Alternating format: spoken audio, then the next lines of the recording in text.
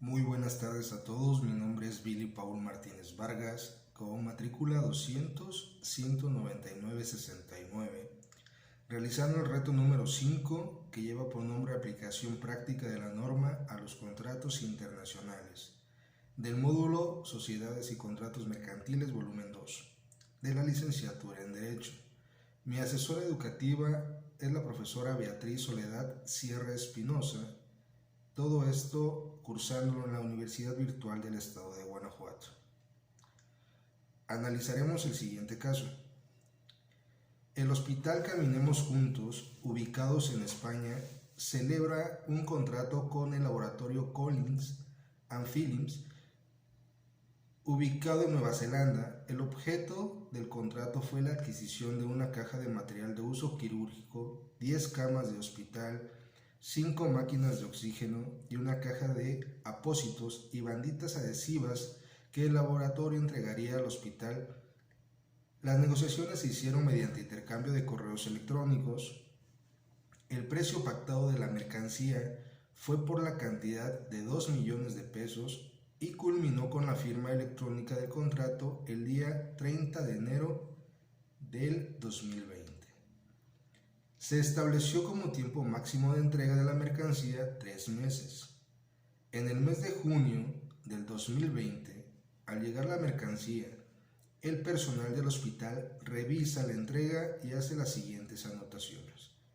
Se recibió una caja de material de uso quirúrgico, una caja de batalenguas y aplicadores, 4 máquinas de oxígeno y el embalaje de 3 de las 10 camas de hospital estaban defectuosos. Tenemos algunas interrogantes en lo que es las instrucciones y daré respuesta a ello. Número 1. ¿Qué tipo de contrato mercantil celebraron las partes? Bueno, en este caso tenemos que se celebra un contrato de compraventa internacional, ya que para que éste se lleve a cabo tenemos un acuerdo de voluntades entre dos partes en diferentes países. Todo esto lo tenemos en la Convención sobre los Contratos de Compraventa Internacional de Mercaderías, que nos refiere a la regulación de la compraventa internacional. Tenemos, por ejemplo, en el artículo número 1, lo que nos dice que la presente convención se aplicará a los contratos de compraventa de mercaderías entre partes que tengan sus establecimientos en estados diferentes. Es por ello que yo creo que el contrato entra de lo que es el artículo número 1 si nos apegamos a él. Pregunta número 2. ¿El contrato se puede considerar de carácter internacional y por qué? Muy bien.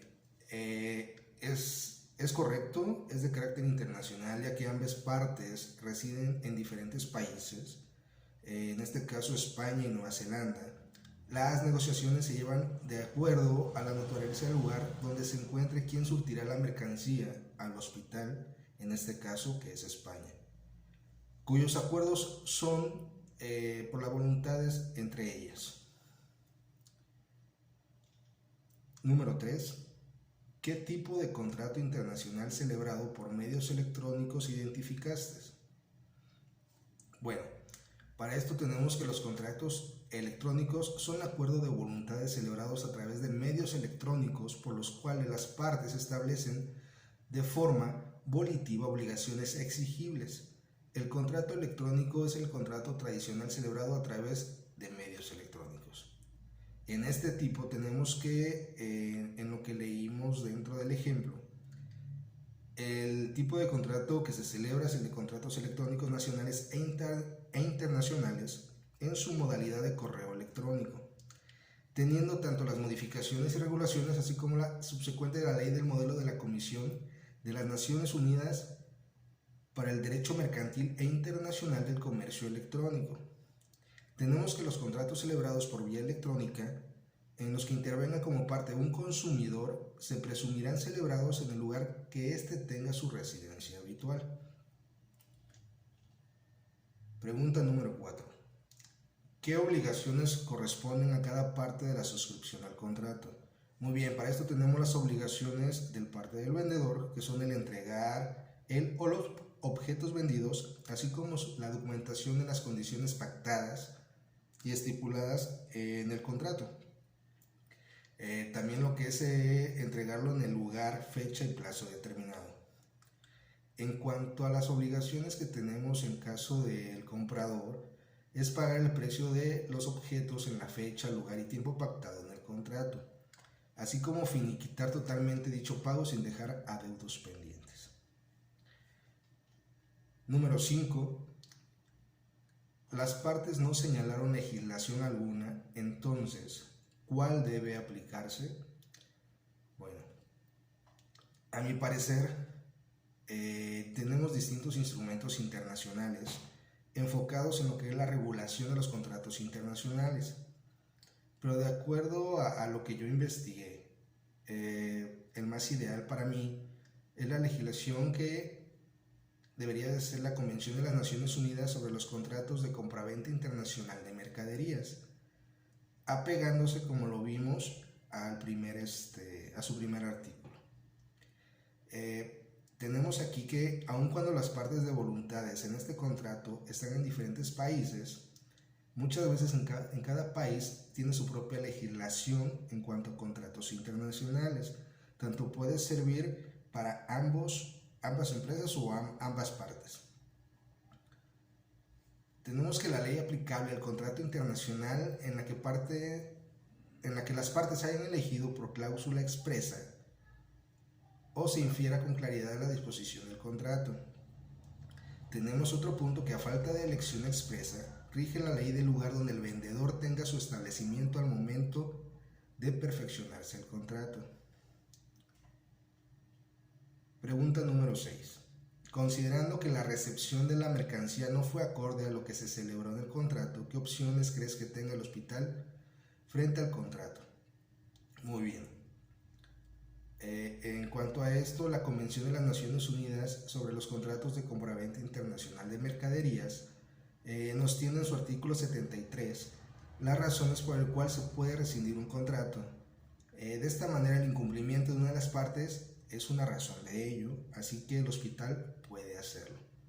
Tenemos también que el punto en cuanto a este artículo, que nos dice que en los contratos que estipulen entregas sucesivas de mercaderías, sin el cumplimiento por una de las partes de cualquiera de sus obligaciones relativas a cualquiera de las entregas, constituye un incumplimiento esencial del contrato en relación con esa entrega.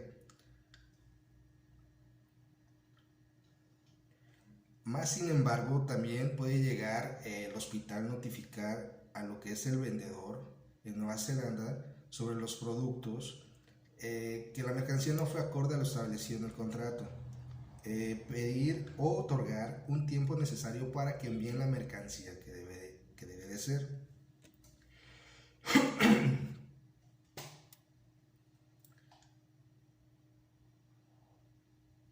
Número 7.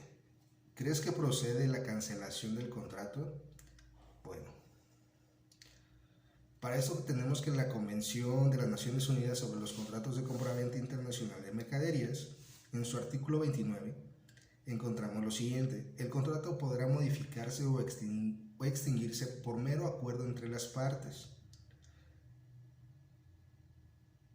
Un contrato por escrito que contenga una estipulación que exija que toda modificación o extinción por mutuo acuerdo se haga por escrito no podrá modificarse ni extinguirse por mutuo acuerdo de otra forma. No obstante, cualquiera de las partes quedará vinculada por sus propios actos y no podrá alegar esa estipulación en la medida en la que otra parte se haya basado en tales actos. Bueno, tenemos que en este caso que el hospital puede realizar los actos necesarios para dejar sin efecto el contrato. Así que la respuesta es que sí puede proceder a la cancelación del contrato por incumplimiento. Bueno, en conclusión nos está pidiendo las instrucciones que pongamos o enunciemos qué cláusulas podrían ser aplicables al contrato celebrado entre el hospital Caminemos Juntos y el laboratorio Collins Phillips para prevenir futuros conflictos. Argumenta tu respuesta. Muy bien, yo pondría dos cláusulas que veo importantísimas en el ejercicio, Como primera cláusula pondría lo que es la resolución de controversias. En caso de incumplimiento de alguna de las partes, en negociar ambas partes han de llegar a los problemas legales, como lo vemos en el ejercicio al incumplir el envío hacia el hospital, que llegan ahí unas cosas que no deberían de ser o como no fue estipulado en el contrato. Como segunda cláusula, yo pondría lo que es el plazo para efectuar el pago, y en caso de que él o los objetos comerciales no son de satisfacción completa del comprador, se realice una indemnización del pago. Esto también por la misma problemática que vemos en el ejercicio. Para mí serían dos cláusulas importantes que yo pondría. Agradezco su tiempo. Muy buenas tardes a todos.